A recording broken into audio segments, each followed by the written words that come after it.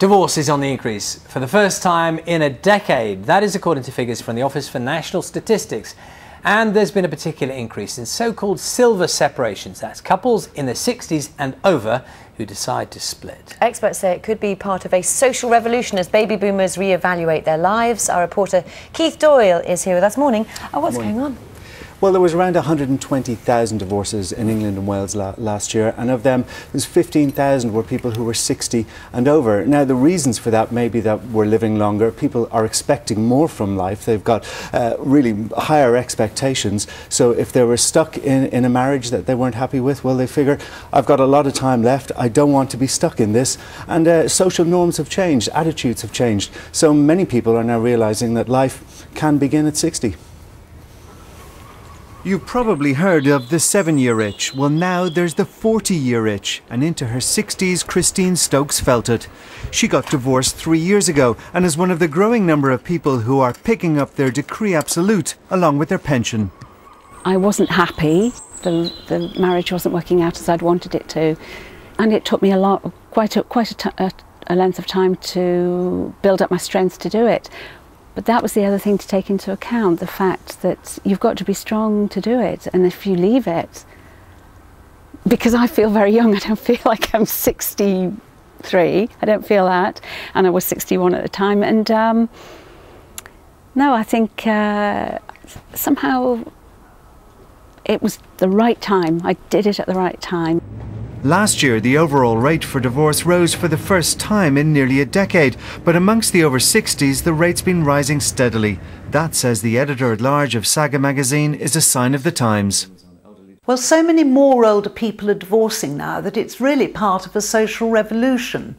And I think it's primarily to do with the fact that 60 is so not old anymore. And instead of it being the beginning of the end of your life, it's the end of the beginning of your life, and you enter a whole new phase. Can we think about what loss in divorce and separation means to you?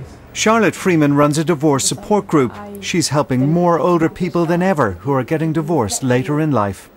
What I'm seeing is a huge increase in the number of people who are coming to divorce support group who are in their 60s. And I think that is because life is much longer than it used to be. I mean, people live a lot longer, people have second careers, and people realise that they're going to have many more years to live. And they think to themselves, do I really want to be in this unhappy marriage for the next 30 years? The oldest recorded couple to get divorced in the UK were both 98 and had been married 36 years. But while departing couples might go off in pursuit of pastures new, there are downsides to divorce in later life that don't necessarily apply to their younger counterparts.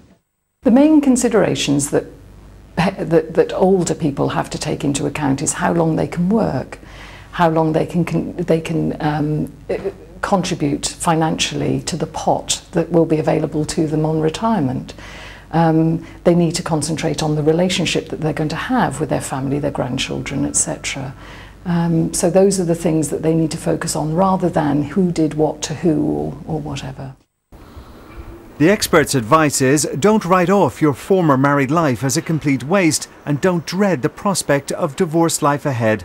Christine says she's very sad her marriage didn't work out, but she knows that life really can begin at 60. Yes, watching that, Keith, it's interesting, isn't it?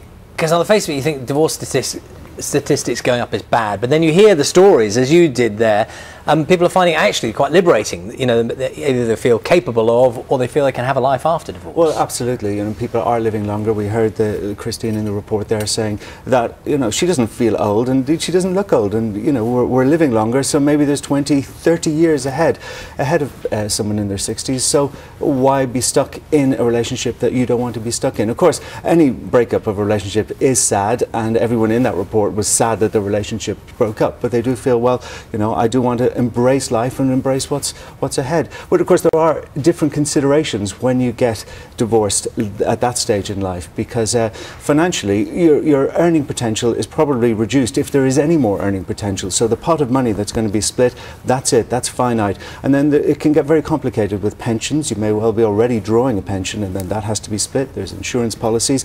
And then there's the other side of it, which is the emotional side, because maybe this is granny and granddad that were the cornerstones of the family, and suddenly suddenly they're breaking up, and the whole family can feel like it's shattering from the very top downwards. But so people who are going through this at that stage of life, they do need extra support, they do need emotional support, and also, very importantly, they need very, very good financial independent advice. It's very interesting, Keith. Thank you very much. And just a reminder that tomorrow we'll be looking specifically at one of the issues you mentioned there, debt incurred when couples do divorce.